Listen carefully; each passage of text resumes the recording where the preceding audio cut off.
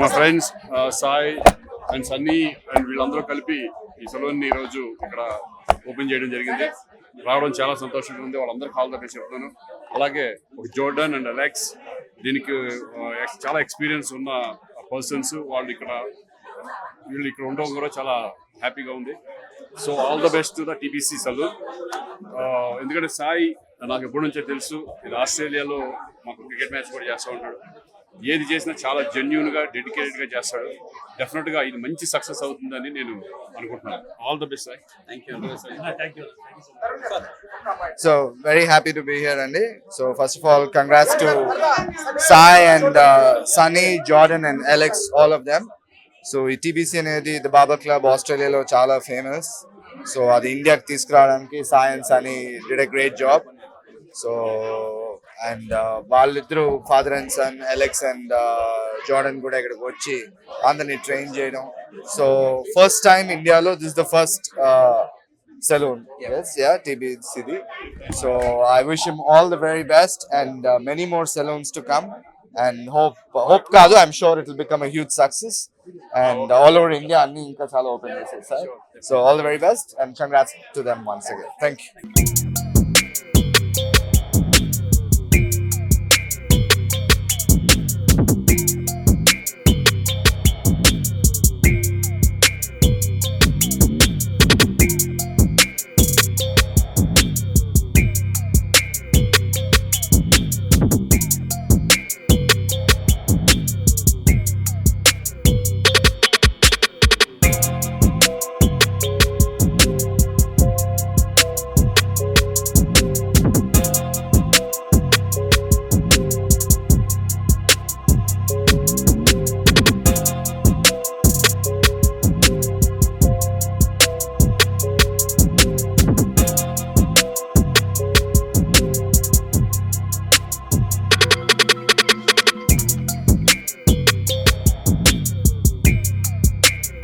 These two big guys, so వాళ్ళ మాటల్లోనే మీరు వింటే happy. So you want to say something to How are you feeling, sir? Feeling very excited, very emotional. It's been an amazing launch tonight. So we're excited to bring the TBC brand to India and show India what very good haircuts, colours and all different styles are. First time you came Hyderabad, I think. I've been to Hyderabad before and I keep coming back because the food is incredible. he did hairstyle to Virat gachu. he and So yeah, appreciate it. Thank you for having us. Alex, Thank you very much for welcoming us to India. We look forward to bringing our fashion and our brand to India and making everybody look amazing. So okay బేసిక్గా వీళ్ళు మన star cricketers ఎవరైతే ఉన్నారో వాళ్ళందరూ అంటే ముఖ్యంగా విరాట్ భయ్యాకి and Suryakumar యాదవ్కి, కేఎల్ రాహుల్, హార్దిక్ పాండ్యా, చాహల్, సో వాళ్ళందరికీ కూడా ఆస్ట్రేలియాలో ఉన్నప్పుడు the best hair cuts provide చేశారు. అండ్ ఇప్పుడు మన హైదరాబాద్ లో కూడా we're gonna rock it. See you soon, all of you. Thank you so much for coming once again. See you. So ఇద్దరికి హాయ్ అండి. Hi madam. హాయ్ అండి. Bigg Boss లో ఒక శ్రీహాను సిరి అంటే ఒక పెద్ద fame. So after Bigg Boss తర్వాత మీకు చాలా ఆపర్చునిటీస్ చాలా తగ్గాయని చెప్తున్నారు. సో దాంట్లో వాస్తవం ఎంత? నిజం చెప్పండి. ఆపర్చునిటీస్ ఉన్నాయి, నేనే చేయట్లేదు. అంటే తగ్గడం అదేముంటుంది, నాకు వస్తున్నాయి. అంటే నేను సెలెక్ట్గా బిఫోర్ బిగ్ బాస్ కూడా నేనేం 100,000 ప్రాజెక్టులు ఏం చేసేయలేదు కదా, బిజీగా ఉండడానికి. అంటే మీరు చేసిన కొన్ని ప్రాజెక్ట్స్ సార్ అప్పుడు షార్ట్ ఫిల్మ్స్ కానీ లేకపోతే వెబ్ సిరీస్ కానీ సూపర్ డూపర్ హిట్ అయ్యాయి. సో ఆఫ్టర్ బిగ్ బాస్ తర్వాత చాలా రేర్ మీరు వెబ్ సిరీస్ కూడా చాలా యూట్యూబ్ చేయట్లేదు అంతే యాజ్ ఆఫ్ నో. అంటే బిఫోర్ బిగ్ బాస్ అంత కంటిన్యూస్ గా కనబడడానికి రీజన్ ఏంటంటే యూట్యూబ్ లో చేసేవాళ్ళం. బిగ్ బాస్ వచ్చిన తర్వాత కొంచెం అంటే ఎవరైనా ఒక మెట్టు ఎదగాలనే కదా అనుకుంటారు. సో అందుకు ఒక్క నిమిషం, అది యూట్యూబ్ అని కాకుండా ఇప్పుడు ఓటీటీకి చేస్తున్నాం అనమాట. ఎవరైనా సరే ఒక మెట్టు ఎదగాలని ట్రై చేస్తారు కాబట్టి యూట్యూబ్ లో ఎక్కువ కనబడకపోవడం మేబీ అలా అనిపించండొచ్చు. బట్ ఓటీటీకి అయితే మంచి ప్రాజెక్ట్ ఆల్రెడీ షూట్ అయిపోయింది 90%. 2 months లో అనౌన్స్మెంట్ ఇస్తాం. సో ఎవరెవరైతే అడిగారో వాళ్ళందరికీ ఆన్సర్ చేయొచ్చు. ఓకే, ఇంకొకటి మీరు యూట్యూబ్ లో చేసిన ప్రతిసారి సిరి గారు హీరోయిన్ ఉంటారు. సో ఈసారి ఎవరు హీరోయిన్ కొత్తగా? అందుకే ఈసారి మార్చాం. ఎన్నాళ్ళని సిరీని కలిసి చేద్దాం అని చెప్పి ఒక కర్ణాటక అమ్మాయి. ఇంకా డీటెయిల్స్ అవి మేము కూడా ఇప్పుడు ఎక్స్పోజ్ చేయలేదు, రిలీజ్ చేయలేదు. వచ్చిన తర్వాత వేరే అమ్మాయితో చేస్తున్నాం. ఇప్పుడు వేరే అమ్మాయి సిరి కూడా ఉంది అందులో. అంటే ఆమె లేకుండా ఏం చేయరా మీరు? లేదు అంటే ఒక అదృష్ట దేవత అనుకోవచ్చు కదా సిరిని. సో ఇంకోటనా మీతో పాటు తిరిగిన సన్ని అంటే మంచిగా సెటిల్ అయ్యి ఒక సెటిల్ పెట్టుకున్నారు. సో మీకు ఫ్యూచర్ ప్లానింగ్స్ ఏమైనా ఉన్నాయా? ఉన్నాయి, డబ్బులు వస్తే మేము కూడా ఒక మంచి సెలూన్ లేకపోతే రెస్టారెంట్ మంచి బిజినెస్ పెడదామనే థాట్ అయితే ఉంది. బట్ అదే బిజినెస్ కొంచెం బాగా డబ్బులు సంపాదించాక అప్పుడు ఆలోచి ఎన్ని డబ్బులు అన్నా అవి సరిపో బిజినెస్లకి, ఇంకా ఉంటాయి కదా, ఇంకా చిన్న పిల్లని ఒకరిని చూసుకుంటున్నాం, వాళ్ళ ఫీజులు ఇవన్నీ ఉంటాయి కదా.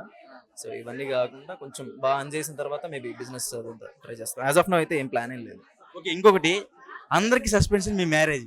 జస్ట్ కలిసి ఉన్నారని తెలుసు, బట్ మీ మ్యారేజ్ ఎప్పుడు?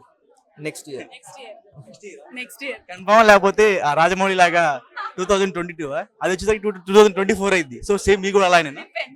డిపెండ్స్ మేబీ, అంటే ఫస్ట్ లైఫ్ లో కొంచెం సెటిల్ అవ్వాలి, గోల్స్ ఉన్నాయి, అది రీచ్ అయితే కొంచెం హైలో హ్యాపీనెస్ లో చేసుకోవచ్చు అని చెప్పి అందుకే వెయిటింగ్, అంటే వేరే అడ్డంగా ఏం లేదు.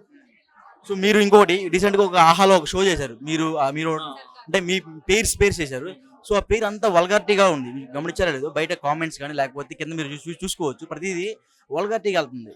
అంటే ఇది అంటే వాళ్ళ పేరు ఒకటి ఉంది, మీదో పేరు ఉంది దాంట్లో. సో ప్రతిదీ వల్గారిటీగా వెళ్తుంది, అంటే వచ్చేది ఒకటి బయటకు జనాల్లోకి వెళ్ళేది ఒకటి ఉంది. సో దాని మీద మీరేం చెప్తారు? అంటే నేనైతే చూడలేదు వల్గారిటీ, మీ దగ్గరే వింటున్నా ఫస్ట్ టైం నేను. అంటే వల్గర్ గా చూసిన వాళ్ళకి, వల్గర్ గా ఆలోచించిన వాళ్ళకి మీరు అన్నట్టు వల్గర్ గా కనిపించవచ్చు, బట్ బాగా చూసిన వాళ్ళకి మంచిగానే కనిపిస్తుంది చూసే. అంటే పర్సనల్లీ వాళ్ళు మాకు తెలుసు కదా, నాకు ఎప్పుడు అంత ఇదే అనిపించలేదు అలా. ఆ ర్యాప్ ఉంది కాబట్టి వెంటనే ఒక మాట అనేయగలం, లైక్ అది కామిక్ వేలో. సో మీరంటే హీరో పక్కన పెట్టేస్తే, సో మేడం గారు, సో మీరు ఫ్యూచర్ లో ప్లాన్స్ ఏంటి మీకు?